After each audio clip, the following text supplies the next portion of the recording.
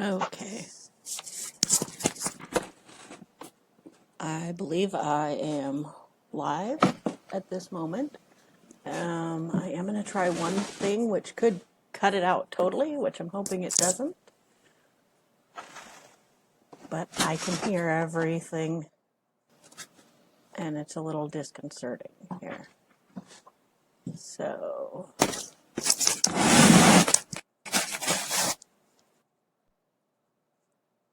let's do that. All right. And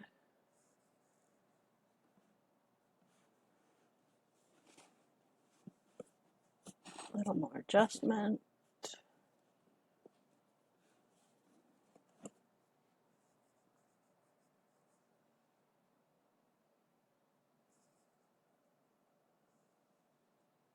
And here I am.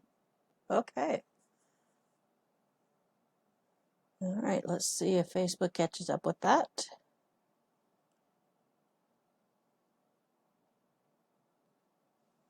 All right. Well, we'll give it a few more minutes here to see if anybody actually joins us. Otherwise, I need to hold my thing that I read up here. Otherwise, I'm just going to get going. You can all view this video after it's all done. If you're having any difficulties seeing, hearing, doing, mention it in the chat. Even after the fact, you can make a comment on the video, and I can surely make adjustments for the next time. All right, my little flyaway hair here. Gotta love winter in Nebraska. All right, so I will warn you that everything that you see on this little, oh, I can't point, that little thingy right there will be slightly delayed from what I say. I will try to move slowly with my speaking so that what I'm doing in there, you can see my arm is over there, but this camera doesn't see it yet till now. So that will be something I'm working on to fix at a later date. All right. I cannot tell if anybody is in the chat or not. Hopefully it will let me know. If not, let's just get going here. For those of you who don't know me, I am Regina Reedy. I'm the owner of Sew Enchanting in Nebraska City, Nebraska. I absolutely love to paper piece. I've been trying to get videos going to show people the way that I do it. I'm a little bit different than all the other videos that you see out there. I've developed my own way, kind of mixing all the other paper piecers' way of doing things. So I also like to design challenging paper piece designs. Your basic stars just don't do it for me anymore. I like to make it look like something real if I can. If you've been in the store, you've seen my Arbor Lodge. It was in the videos that you could see as you were waiting to come in at the beginning. I can put them back over for a second so you can see what I'm talking about. I don't know exactly when it will come through, but it stands out. It was my row for Row by Row. Still by far, I think, my best project I have ever designed and sewn. I'm not seeing it. Not seeing it. I just put a random assortment of pictures in there so it's not boring while you're waiting for me to show up. Those pictures will change with different videos, just depending on what photos are in my photo file. And of course, it's not coming through. That's not it. That is a paper pieced star. Carol Doak's beginner pattern, I believe. There's the Arbor Lodge. Hopefully, if it's running the same speed as my voice is going. that was challenging and exciting, and when it was done, I was like, wow. So I don't think I'm ever going to top that one, but I sure will try. All right, let's switch it back to where you get to see me and all the other stuff going on here. So I have in front of me here a pile of my favorite things to use for paper piecing. Let's start with the beginning, I guess. If it will show, I might just show you up here. I like to use newsprint. Cheap, inexpensive. Put it over here in front of my face. There we go. I buy it by the ream from, actually I think it was a box from Dick Blick. Prints perfectly fine on laser and inkjet. If you don't think you're going to be really into paper piecing, it's perfectly fine to just use regular, gosh, getting used to this camera, regular printer paper. The thinner the better, but there again, as long as you're not using cardstock, I think you'll be fine with whatever. I also really like this tool right here. I have just recently started using it. It's called, I don't know if this, yeah, it's, is it right? Oh, the little wooden iron. They are left and right-handed, so make sure when you pick one up in a store that you get the one for whatever handed you are. You could probably use the other one, but it's going to be more comfortable. There, gotta make sure. Over here. Okay. More comfortable for you if the angles are correct on it. This is perfect. That way you don't have to get up and run to the iron every time you sew another piece on. It has saved me so much time. And right now it's my favorite tool. My other favorite tool, and I use this for everything, my Sew Red glasses. Don't I look cool? Wow, the screen looks crazy. Let's see if you can see what it does. Let me see if I can put it on this camera. Let's see. Maybe. Possibly. I see it moving over. All right, there we go. It changes everything to a red tint. And it helps a lot when trying to pick your colors. Like the shades. So if you need 3 pinks and you need a light, a medium, dark, this is going to help you decide which one is which. So like I said, I use it in designing almost everything that I do now. I love it. And let's see what happens if I put it up here. I'm just experimenting today. It's my first time. Yeah, it's kind of cool too. Yeah, a little glare though. There we go. You can see the Pokeball, the shading in that behind us is pretty awesome. You can also see where on the turkey, I didn't shade very well in the sky. There's a very dark and a very light as opposed to just a nice gradual shading.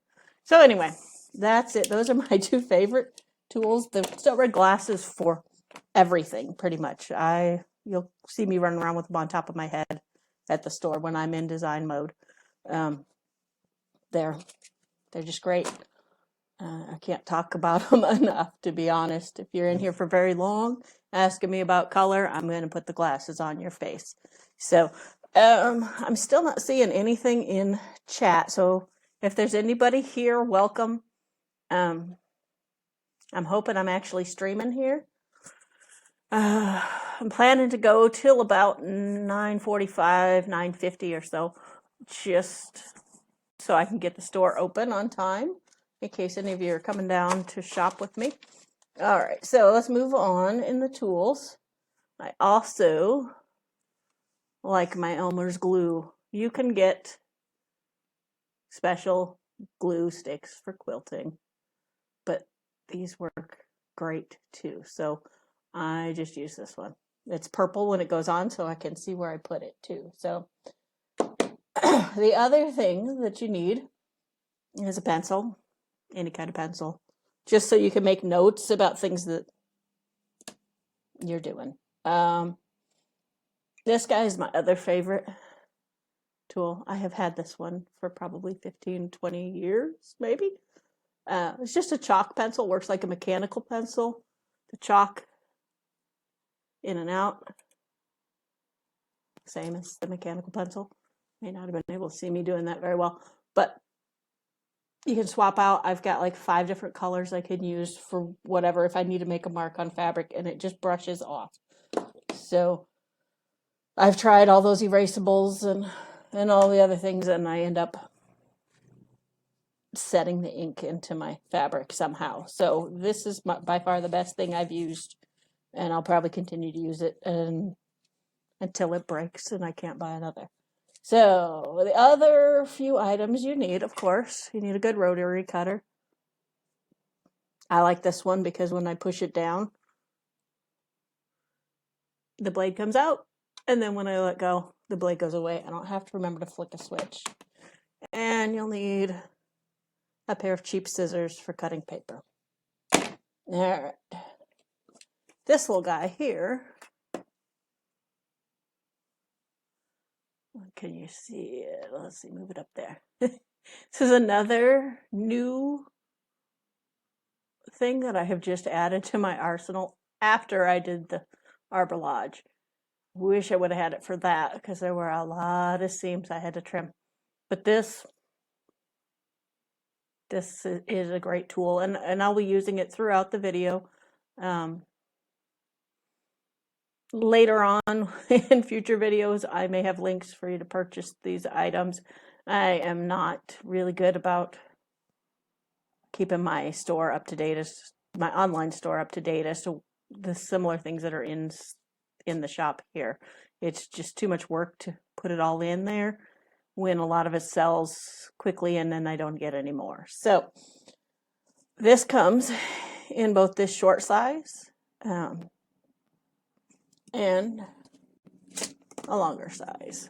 This one might not even sit on the screen very well.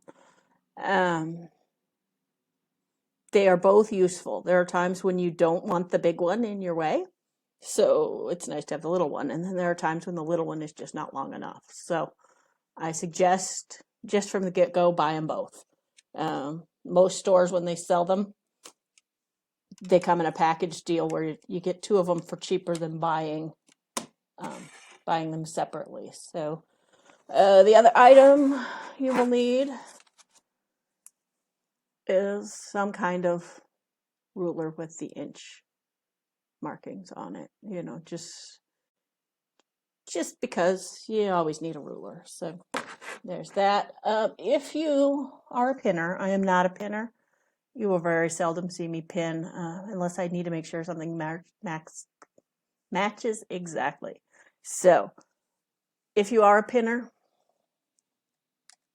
these pins with the ball on the end are really a pain when you work with paper piecing. If you're going to paper piece, you need to get something with a flat head, like these beautiful little butterflies.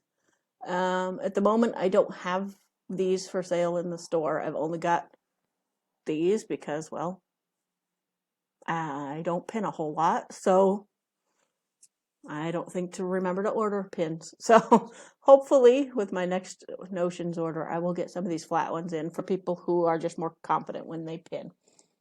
All right, I think that's pretty much it on the tools you need. Oops, I forgot one. The other thing you're going to need, the downside to paper piecing, is you go through a lot of needles. That paper wears out your needle. There are a lot of thoughts on what kind of needles are best for paper piecing. Okay, I use universals for just about everything. Till I get to the actual quilting process, I'll put in a quilting needle. If it's something super heavy, I put in a denim, but for the most part, these, I can't get it to focus. These are my needles of choice. If you like Oregon better, use Oregon. If, you know, I don't think there's really any big difference. I've used Oregon, I've used Schmetz. I just don't see the logic in the extra money for the Oregon needles when Schmetz works pretty darn good. So, depending on what I'm doing will depend on the needle that I choose. Some people say use the 9014s because it makes a big hole. There we go. That tears easily. The problem I have with 9014s is they leave a big hole, which means when you rip the paper off, your seams aren't as tight. That's my experience with 9014s. I do use them when I'm piecing the pieces together if there are a lot of seams that are going to be right on top of each other. That's the only time, because I don't want to break a needle. For the longest time, I used the 8012s. They were, good enough, is how I was looking at it. But just by accident, I ended up with these little guys in my sewing machine. It's a 7010. It's hard to get it to focus here. And I love it. It makes a teeny tiny little hole, perforates the paper perfectly, and I have smaller stitches. They're not as loose once I pull that paper off. I don't know why, but this is now my go-to. I like these 7010s. Ultimately, their needles, they all work. So whatever you've got, use it. But you will burn through them. I generally don't leave a needle in the machine after I've paper pieced. It goes away. I don't sew on regular fabric, without the paper in it with that needle. I just chuck it and it's done. With that being said, if I do several paper piecing projects in a row, I keep the needle until it's not stitching well. But I don't ever go straight onto fabric. It's just risky in my part on that. So, alrighty. I think we went through all the tools. Again, if somebody's here, welcome. I am not able to see the chat. I don't know what's going on with that. So I guess we'll kind of get started on a little bit of what I do. I'm sorry if I'm not looking at the camera enough. I'll get these little things tweaked out a little bit better in future videos. This is the first one. I'm kind of excited, kind of nervous, but I just pretend like I'm talking to the people in the store, and it seems to be working out really well for me. So we're going to try something here that I don't know. If it doesn't work, it doesn't work. I'm going to try to show you how to download the pattern. This is what was giving me so much trouble yesterday and why I quit the video, because I could not get it to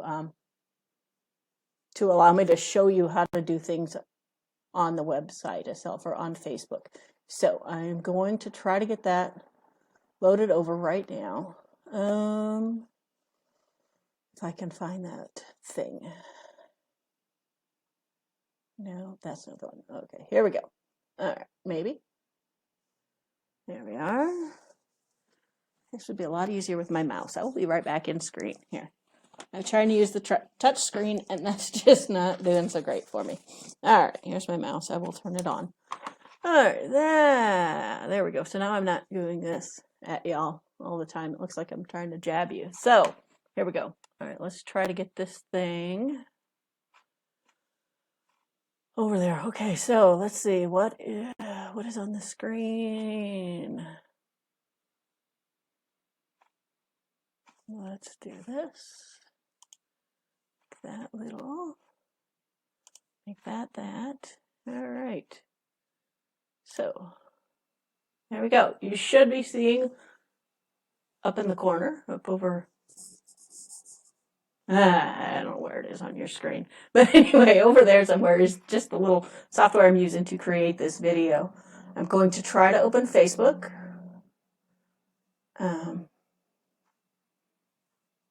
Hopefully it's going to work.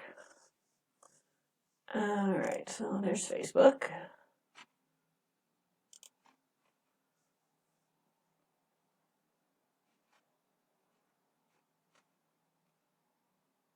And it's going to load slow, of course, for me. All right, so when it finally comes up, I'm going to go to groups. And your Facebook may be a little bit different than mine. Because I am the administrator of this group, it might not be in exactly the same place. So we're just going to have to work around that. All right. I belong to a few weird groups like this here. Pokemon Go Raiders and stuff. My embroidery machine. Project of Doom. These are all sewing related. Most of my groups are sewing related. Here we got Sew Enchanting Projects and More, which is this group. It's going to load up. All right. I'm hoping we're in the same place here. I'm trying to watch the video on my little phone here. And all right, there we are. So once it loads up for you, mine might be kind of weird because I am trying to live stream right now. Hopefully it works. You're going to want to go over here under, you'll see discussion, member, maybe you don't see members. I don't know, discussion, events, videos, photos, files is what you want.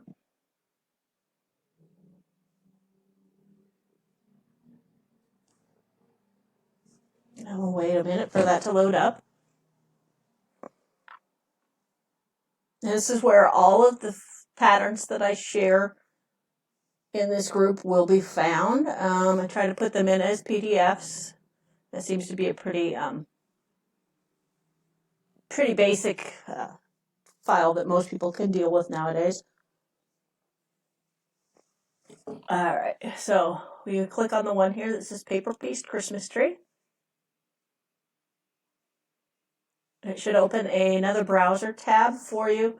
And for some reason, even though I named it Paper Pieced Christmas Tree, my thing that melded everything together called it a PowerPoint presentation because I created this first page in PowerPoint.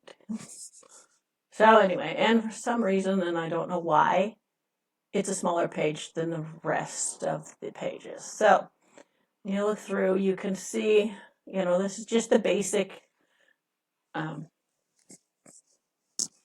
of rundown of what'll be on most of the blocks that I design. A little bit about paper piecing, important things. These are here. I'm hoping you're seeing it. These are how I write directions for paper piecing. Once you've got your pieces actually pieced, and then you have to join them all together.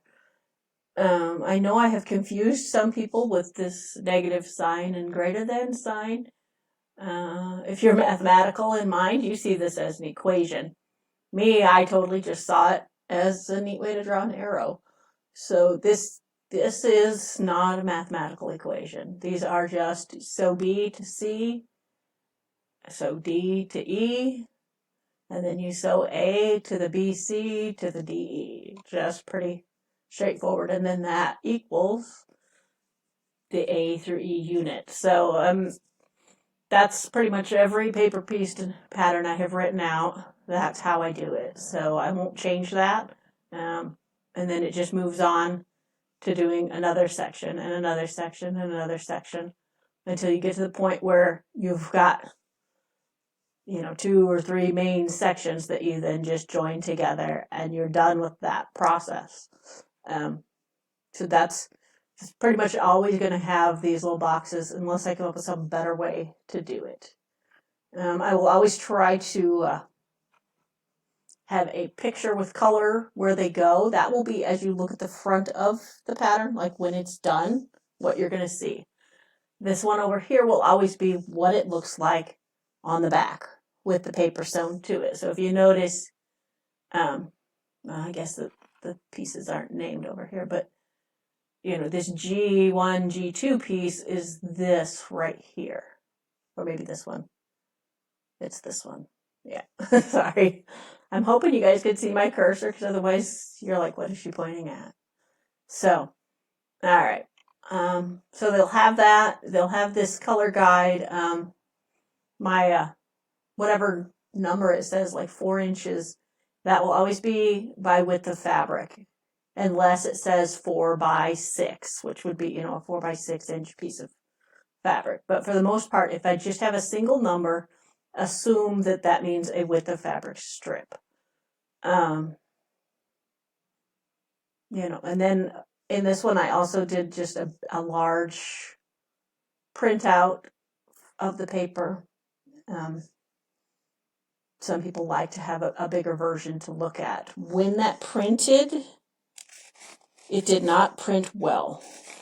I'm going to go in and fix that. I just noticed it this morning as I was shuffling through. So I'll go in and make it actually fit the paper. I'm not sure what I did wrong on that one, but I will fix that page at some point here in the future. All right. So anyway, back to the thing. You know, you're going to go down. Here's your pieces. There's this 1-inch square block that if you're going to, if you really need this to be the size it says it finishes, which I believe this is a 15 by 18 project, you need to make sure that that 1-inch square is accurate. And I'll show you how I do that once I go back to the video where you see me. All right.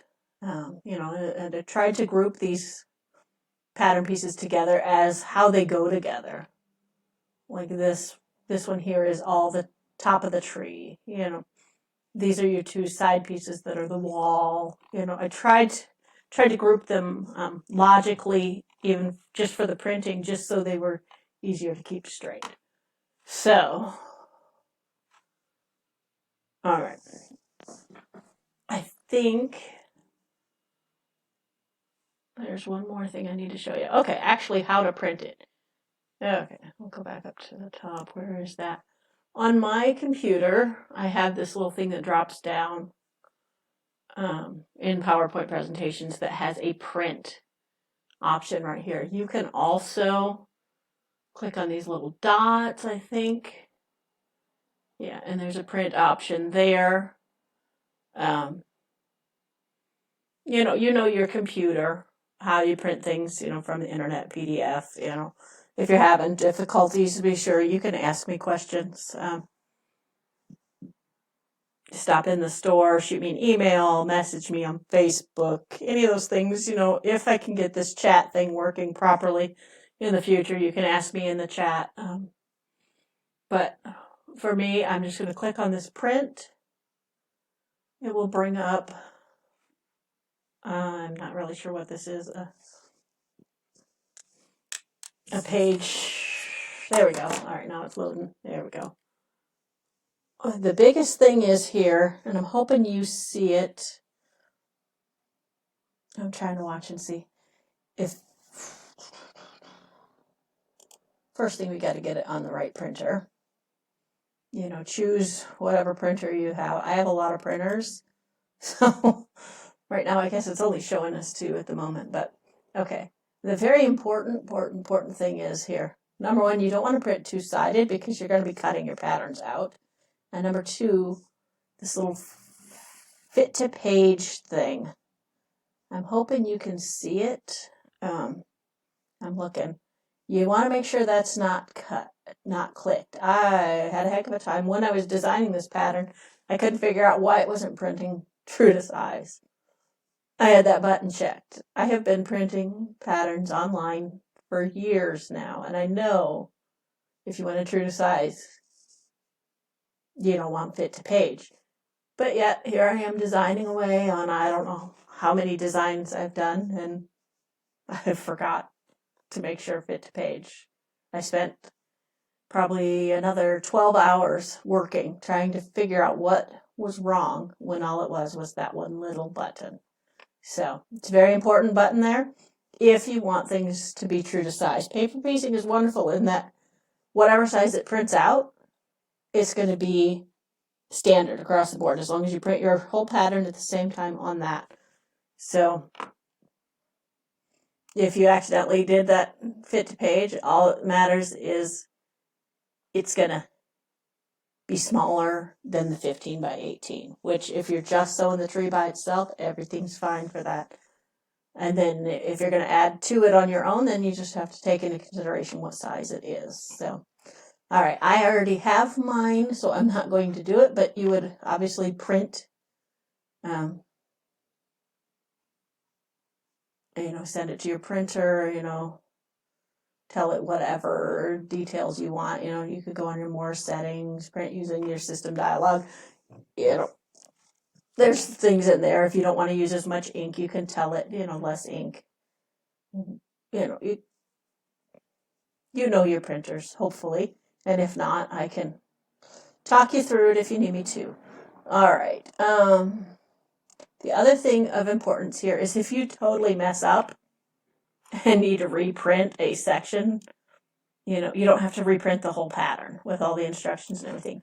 You can go to the little pages thing and click that and say you just need to redo the treetop because you just really wonked that one.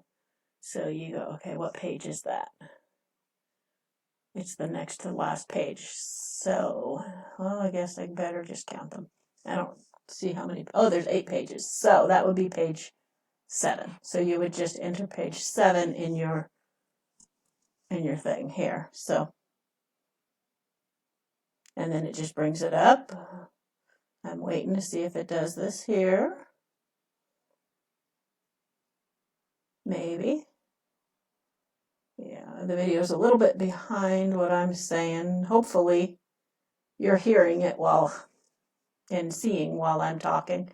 I'll figure all that out as we go along. So there we go. And then I could just reprint page 7. So you don't have to waste the paper and the ink to print the whole pattern again if just the tree at the top is what you messed up. So that's one of the reasons why I wanted to make sure all the pieces were on one page. One more little thing I want to talk to you about while I've got this up. L and R on this pattern, they are, I believe, this top point of the star.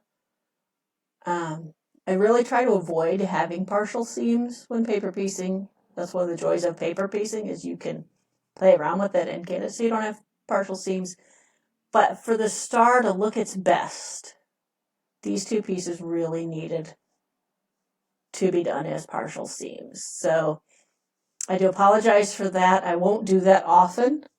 It was just a fluke for it to happen in this pattern. So I just figured while we were looking at that page, I would mention that. All right, so I'm going to go ahead and get out of all of this crazy internet stuff.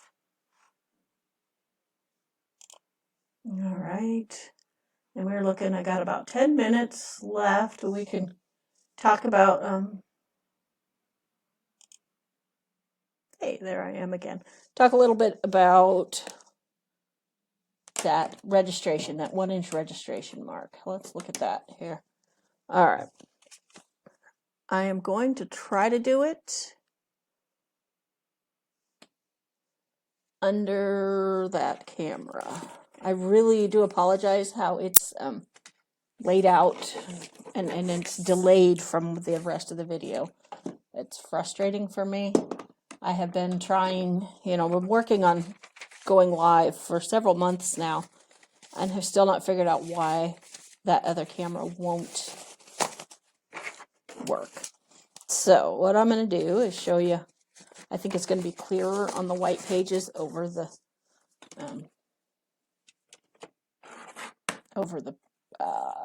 newsprint pages. So we'll just put them up there like that. Can we see them? All right, there is the registration mark. We'll wait for it to catch up with me here. There we are. Okay, so there's my finger showing you that 1-inch registration square. All right. Take your ruler and you just make sure that it actually is 1 inch. It should print correctly to that if your pattern is, if you remember to check that fit to, or not to uncheck the fit to page, then that should be correct. If not, I could surely help you try to figure it out. There are some other things that you can do, but for the most part, if you uncheck fit to page, it's going to print that 1 inch. There are a few other things to, when it comes to printing, so that the pieces fit well.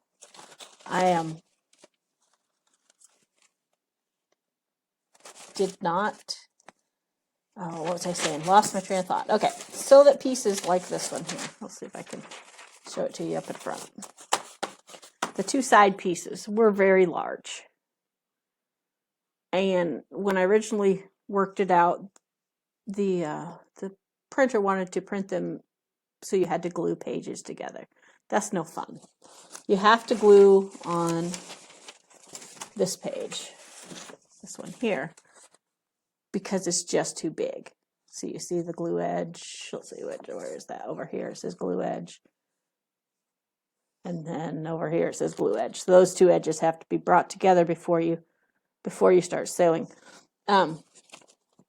I try to avoid those. So in doing that, I stretched the margins on this.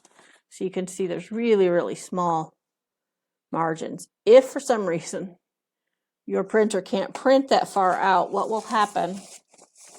Let's see if I've got one. Because I think my printer didn't grab well.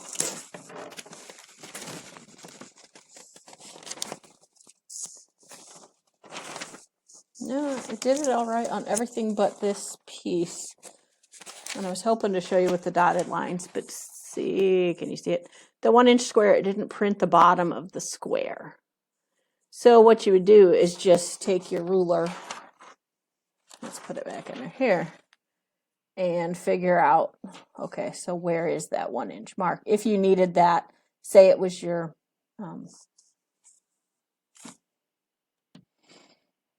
your 1/4 inch seam line, you would want that line back on there. So you would just figure out where it would be and draw it. So we'll say if it was missing these lines here.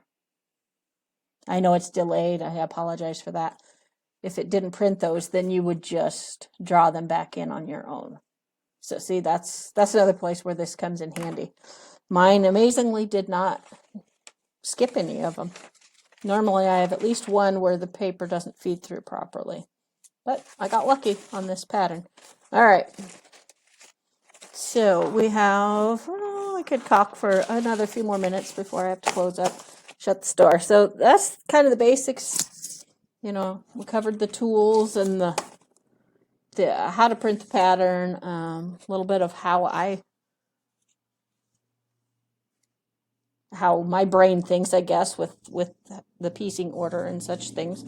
Next video, we will get more into the actual piecing. I thought maybe we might be able to cover fabric colors and choices in this video, but I don't want to try to rush that in 5 minutes. So we will start with that. In the meantime, if you wanted to, if you're actually sewing along, I don't know if anybody was planning on doing that, but if you are, it might be easiest. Then I'll show you my suggestion for how to cut the pattern pieces out. Let's see, get rid of these. Well, not get rid of them, set them aside. Set this aside. Oh, that was the other thing I was going to show you. I'd forgotten. Okay, this is what I did for the turkey. See the turkey behind us here? Okay, I like this little, what do you call it? Clipboard. It's got space for stuff inside it. It's awesome for paper piecing. You can store all your little tools and rulers and gadgets and everything inside it, and your extra papers, and then have your design right there. So a lot of times I take that design page, which on this one is that, but like I said, I got to get it to it so it actually prints properly. And then you can color it in on what colors you want to use in those places. That's what I did with the turkey. That turkey design was not mine. I downloaded it from the internet. I got to learn where to put the things so that you can see them. So I just randomly kind of colored it where I thought it needed to be certain colors. You can see I changed things up a little bit from my plan up there, but not too much. So that's an idea. Those are just Sharpie squiggles, or you could use colored pencils, crayons, whatever you got on hand. Sharpies were nearby when I was playing with this one. So that's an idea also. All right, now let's get back to my suggestion for cutting out the pattern pieces. I'm going to try to show this under the other camera here. I want to get one that's, there we go. The one with all the little pieces. Okay, let's see if I can do this. All right, when I'm cutting, I do not cut directly on the line unless I have to. I like to have a little extra paper so that when it's time to actually cut the pattern out, and you'll see it as we're going along, when we're cutting the fabric, then I have that nice crisp line with a little bit of paper to trim off, and I just like that better. Unfortunately, the design software I'm using at the moment doesn't play well with that. It tries to squeeze as much onto a piece of paper as it can get, which is good for efficiency. But so I leave just a little bit, and in places where I can leave more, I do. And I just cut out all my pieces. So if you're going to do this, sew along with me in the series of videos, I suggest you get all your pieces cut out, because in the next video I will be doing some actual paper piecing, showing you how I do the process that I follow. So, all right, so there is one piece cut out. Here, let's bring it over here where you can see it. See, I leave just, where I can, I leave the stuff, leave a little outlying bit. It just makes it easier for me. It's a preference thing, but if you do that, then you have your 1/4-inch seam too. So, all right. So if you're gonna sew along, I think I said that already. Get all your pieces cut out. Keep them organized by what page they were.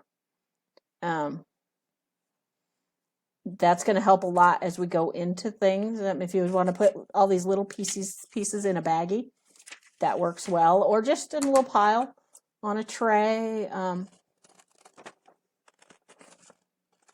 Whatever you're used to using to keep small things organized.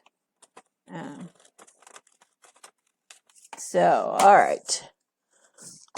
I don't really have a whole lot more to say, I don't think. Hopefully when I come on again this afternoon, the next video I believe I posted for 4:15. Might be a little late getting started, given that the store closes at 4. If I have a customer who walks in at 5 minutes to 4, I'm not going to run them off so I can make a video. So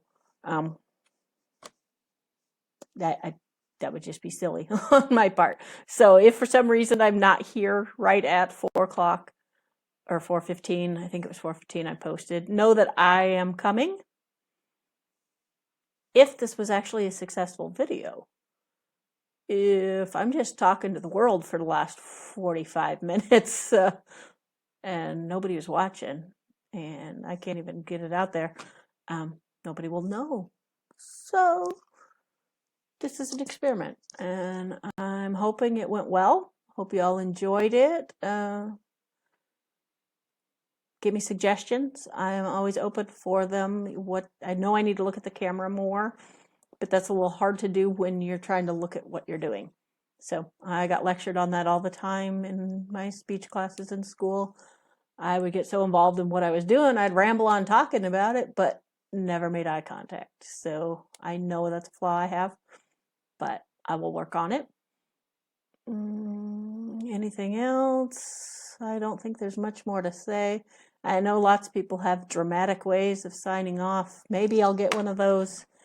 At the moment, I don't really even know how to stop this thing. So you're going to see me looking like this, and like this, and like this. Or maybe I could just switch to a different thing so you don't watch me be confused. And, well, no, I'll be confused in that one.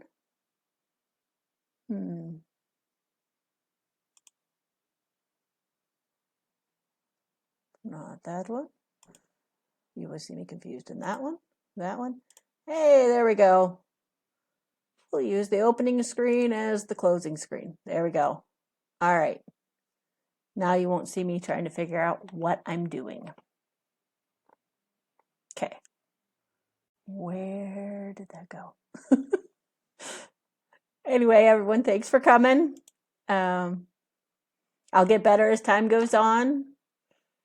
Please, like the video, share the video if you can. I'm still learning about all that stuff. I'm really excited to be able to share my knowledge with you. I've been trying for quite some time to get it going, and I hope that you enjoyed it. I'm just rambling on, saying whatever I can say while I try to figure out how to close out this video. I'm hoping you're still listening. No, not really. You could leave now, and I will start the next video at 4:15.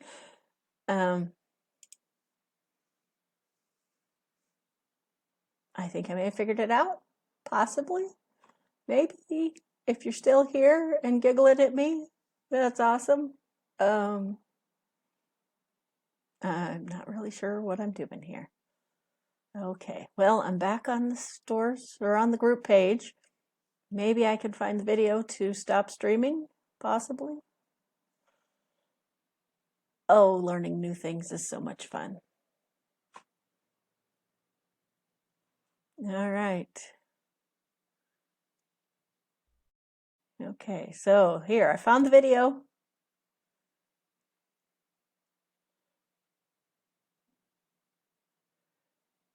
Maybe I can close it out. Thanks, everybody, for being patient with me. And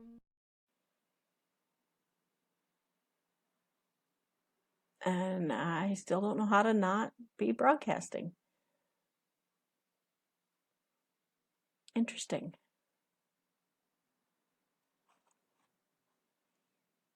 Maybe. Okay. It's possible. I am live, but I don't know how to stop being live. Okay. You would think there's a button somewhere. There's got to be a button. Okay, if you're still here, this is not going to be like maybe a video from, who's that movie that does that? Oh, after the credits are all over, they come back with something funny. That is not going to happen here. Yeah, I can close it out. Thanks, everybody. I'm still not seeing it. Absolutely no clue how to stop going live. Everybody for being patient with me. No. Okay, where the heck is that button? It's got to be here somewhere. Okay, and I still don't know how to not be broadcasting. All right, well, I am seeing that I did have one comment. Interesting. It never did show up. Oh, hey, there it is now on my phone that I was supposed to be watching comments. Hi, Sheila, if you're still here. Maybe. I don't know how to stop doing live. Okay, this is going to be fun. It's possible. Let's see, somewhere there has to be. I am live, but I don't know how to stop being live. Okay. You would think there's a button somewhere. All right. I think I'm just going to have to close out from my software. There's got to be a button. This is getting kind of funny. All right, so I'm just going to stop streaming from the software that I am using, and hopefully Facebook catches up. If you're still here, if anyone knows where that button is to stop going live on Facebook, I would love to know where it is. This is not going to be like so anyway, here you can see my frustration face. I'm going nuts. From all right, there it is. Bye.